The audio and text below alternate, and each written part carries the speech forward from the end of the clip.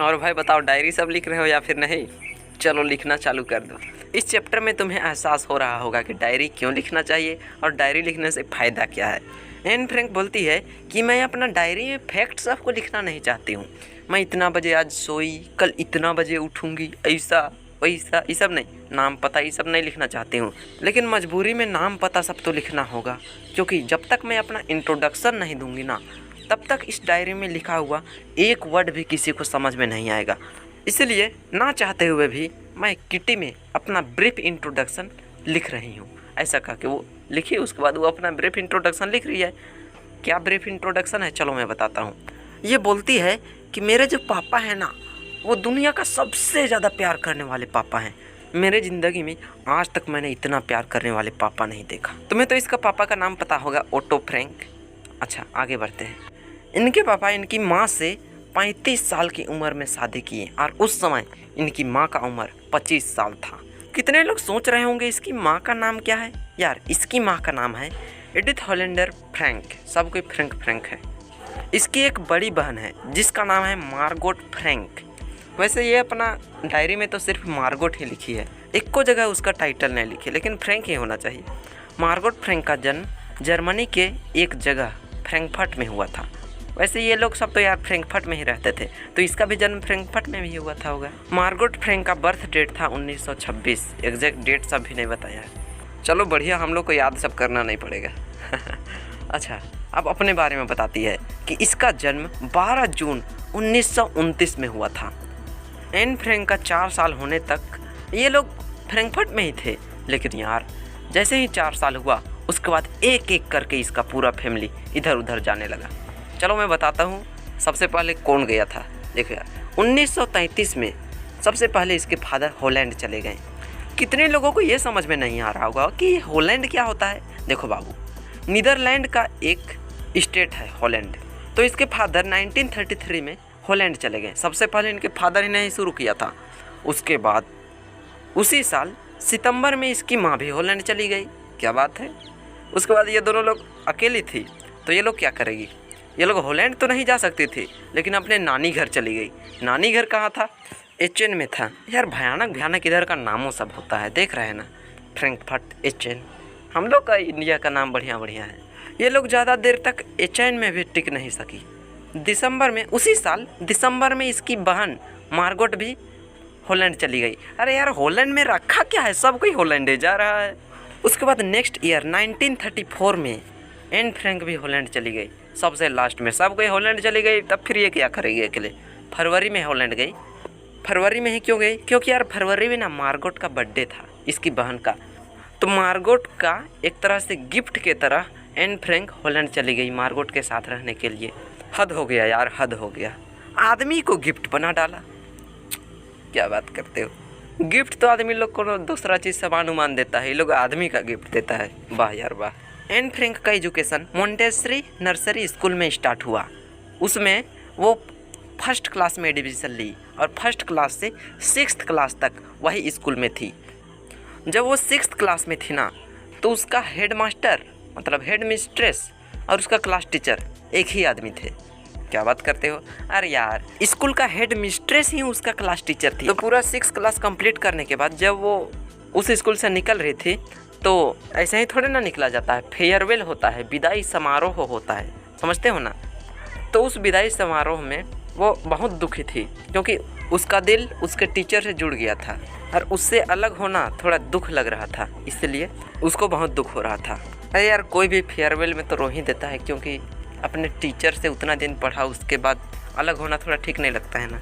उसके बाद आगे वो बताती है कि 1941 में समर सीजन में उसकी ग्रैंड माँ बीमार पड़ गई। उसकी दादी बीमार हो गई।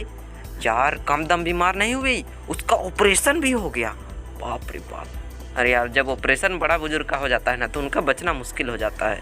तो उनकी दादी माँ बीमार हो गई, उनका ऑपरेशन हो गया, इसीलिए एन फ्रैंक का 1941 का बर्थडे सही से नहीं मन पाया। बस छोटा मोटा सेलिब्रेशन के साथ ख़त्म हो गया बर्थडे, क्योंकि दादी बीमार है यार, इसमें खुश का बात क्या है, इसलिए ऐसा ही थोड़ा मोड़ा सेलिब्रेशन हुआ और पास हो गया। बहुत दुख के साथ ये बताना पड़ रहा है कि जनवरी 1942 में इनकी दादी मर गई। डेथ हो गया इनका। एन फ्रैंक अपने दादी से बहुत प्यार करती थी। 1940 में जब एन फ्रैंक का बर्थडे आया तो उस बर्थडे में ना यार एन फ्रैंक अपना कैंडल जलाई, साथ में अपनी दादी माँ के लिए भी कैंडल जलाई थी। अपने कैंडल को छोड़ के दादी माँ के लिए भी अलग कैंडल लाई थी और उनके लिए भी जलाई थी। अब उन लोग का परिवार में सिर्फ 4 लोग बचे थे। कौन कौन से वो 4 लोग थे? अरे यार, एन फ्रैंक, उसकी बहन, उसकी माता, उनके पिता, बस। अब उन लोग का परिवार के सब लोग एकदम ठीक थे। उसका पूरा इंट्रोडक्शन ख़त्म हो गया। अब वो आज से डायरी लिखना चालू करती है। किस दिन से डायरी लिखना चालू करती है? सैटरडे 20 जून 1942। याद कर लो, एग्ज़ाम में क्वेश्चन आएगा। वो लिखती है, मेरी प्यारी किटी। उसकी डायरी का नाम किटी है ना, तो अपने डायरी को बोलते हुए कहती है कि हमारे क्लास के सारे लोग पूरा नर्वस हैं। क्यों नर्वस है? इसका कारण क्या है? क्योंकि यार अब स्कूल में एक मीटिंग होने वाला है। उस मीटिंग में टीचर्स लोग ये डिसाइड करेंगे कि कौन कौन अगला क्लास जाएगा और कौन कौन यही क्लास में रह जाएगा। मतलब कौन कौन पास होगा, कौन कौन फेल होगा, इसको डिसाइड करेंगे। तो इसके लिए सब कोई नर्वस थे, हम फेल होंगे कि पास होंगे, सब कोई सोच रहे थे। सब कोई एकदम शर्त लगा रहे थे, बाजी लगा रहे थे। वो बोलते हैं कि हमारे क्लास के आधा लोग तो खाली शर्त लगाने में लगले हैं। कैसे शर्त लगाते हैं? चलो मैं बताता हूँ। देखो यार, कोई 2 आदमी है, मान लो ये है और एक आदमी इधर है। इधर वाला आदमी बोलता है कि हम पास होंगे और उधर वाला आदमी बोलता है कि हम पास होंगे। अब दोनों में हो गया टक्कर। ये लोग शर्त लगा लिए, मतलब हाथ मिला लिए और बोले कुछ पैसा का शर्त होता है। तो शर्त लगाने में ये शर्त होता है कि अगर तुम हारेगा तो जितना रुपया का शर्त था उतना पैसा तुम हमको देगा, अगर हम हारेंगे तो जितना रुपया का शर्त था वो हम तुमको देंगे। ऐसा होता है। खाली पैसा का शर्त नहीं होता है, बहुत सारा चीज़ का शर्त होता है। तुम बचपन में बहुत शर्त तुर्त लगाए होगे यार, इतना समझाने का तो ज़रूरत नहीं है। तो एन फ्रैंक के पीछे वाले बेंच में 2 लड़के बैठते थे। एक का नाम था सियन और दूसरा का नाम था जैक। ये दोनों शर्त लगाए थे। ये लोग कोई कम दम पैसा का शर्त नहीं लगाए थे। ये लोग छुट्टी के दिन में जितना भी पैसा इनके पास था ना, सारे पैसा का शर्त लगाए थे कि अगर तुम हारा तो तुम हमको पैसा देगा, अगर हम हारे तो छुट्टी के दिन में हम जितना भी पैसा मेरे पास हुआ है सब पैसा को हम तुमको दे देंगे। ऐसा तो सुबह से शाम तक ये लोग यही बोलते रहते थे कि यार तुम पास होगा हम तो फेल हो जाएंगे, नहीं तुम पास होगा हम फेल हो जाएंगे। ऐसा ऐसा बोलते रहता था ये लोग। जैसे हम लोग क्लास में बोलते रहते हैं ना कि अगर हम फेल हो जाएंगे पास तो होने नहीं सकेंगे। यार हम लोग क्लास में तो हम लोग फर्स्ट लाने की बात करते थे, तुम फर्स्ट लाएगा, नहीं तुम फर्स्ट लाएगा, ऐसा। तो यार सीएन और जैक के आगे बेंच में एन फ्रैंक और जीएन नाम का 2 लड़की बैठी थी। वो लोग पूरा हंसते रहते थे कि क्या बात करता है फालतू, सुबह से शाम तक एक को बात करते रहता है। उन लोग का क्लास में और एक आदमी था जिसका नाम था जीस। तो वो उन लोग को रिक्वेस्ट करता था कि प्लीज़ यार बात मत ना करो, हमको डिस्टर्ब होता है। वो लोग बात नहीं सुनता था तो डांट उठ भी देता था कि अरे बेवकूफ़ फालतू बात मत ना करो, नहीं तो हम नाम लिख के स्कूल के टीचर को दे देंगे, पिटा जाओगे। लेकिन यार कितनों उसको हड़कने उड़कने से कोई फ़र्क नहीं पड़ता था।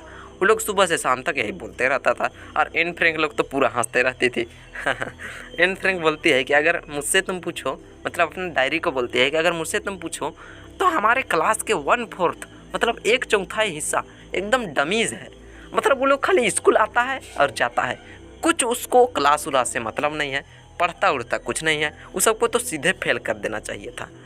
उसके बाद वो बोलती है कि मैं तो अपने गर्लफ्रेंड और अपने के लिए कोई टेंशन नहीं लेता हूँ, क्योंकि हम लोग तो पास हो जाएंगे, ऐसा कह के वो बोल रही थी। एन फ्रैंक को सिर्फ एक ही सब्जेक्ट में थोड़ा थोड़ा शक था कि इसमें पास होंगे सकेंगे या फिर नहीं, और वो था मैथ। उसके बाद वो एक सेंटेंस बोलती है जिसको सुनकर तुम भी हंस डालोगे। Teachers are the most unpredictable creature in the world. इसका मतलब होता है कि जो टीचर होते हैं ना, वो दुनिया में सबसे ज़्यादा मनमानी प्राणी होते हैं। मनमानी मतलब समझ रहे हो ना, जो मन में किया बस वही कर दिया। जिसको पास करने मन के लिए अरे इसको पास कर देते हैं, पास कर दिया। फेल करने का मन किया, फेल कर दिए।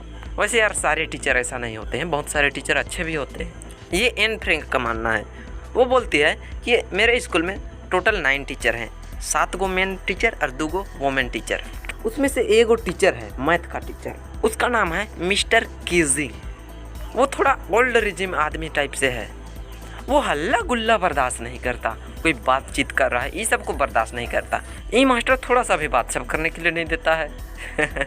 और एन फ्रैंक में एक कमी था कि ये बहुत बात करती थी, एकदम बात करने में तो नंबर 1, बहुत ज़्यादा बात। इसका बात करने के कारण बहुत बार इसके टीचर मिस्टर केशिंग इसको वार्निंग दिए, चेतावनी दिए कि बात मत करो, नहीं तो कुछ भी हो सकता है ऐसा कह के। बहुत बार एक्स्ट्रा होमवर्क भी दिए, लेकिन इसका तो बीमारी नहीं सुधरा। एक बार एक एक्स्ट्रा होमवर्क दिए थे, ऐसे लिखने के लिए दिए थे, ये चैटर बॉक्स पर।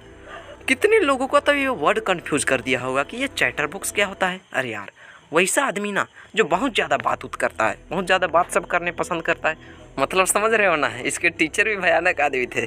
इसी के ऊपर ऐसे लिखने का टॉपिक दे दिए थे। अब एन फ्रैंक सोच में पड़ गई कि ये टॉपिक में भी ऐसे लिखने के लिए दिया जाता है, इनको बुद्धि ही नहीं है। वैसे यार कभी तुम्हें ऐसे चैटर बॉक्स में नहीं मिला होगा। उसके बाद एन फ्रैंक अपने कॉपी में उस टॉपिक को लिख लेती है कि ऐसे ये हमको होमवर्क मिला है कह के। उसके बाद चुप रहने का ट्राई करती है, क्योंकि और 2-4 को इससे अब ये दे देता फिर बहुत दिक्कत है। कहानी में आगे क्या होता है ये तो जानेंगे नेक्स्ट पार्ट में।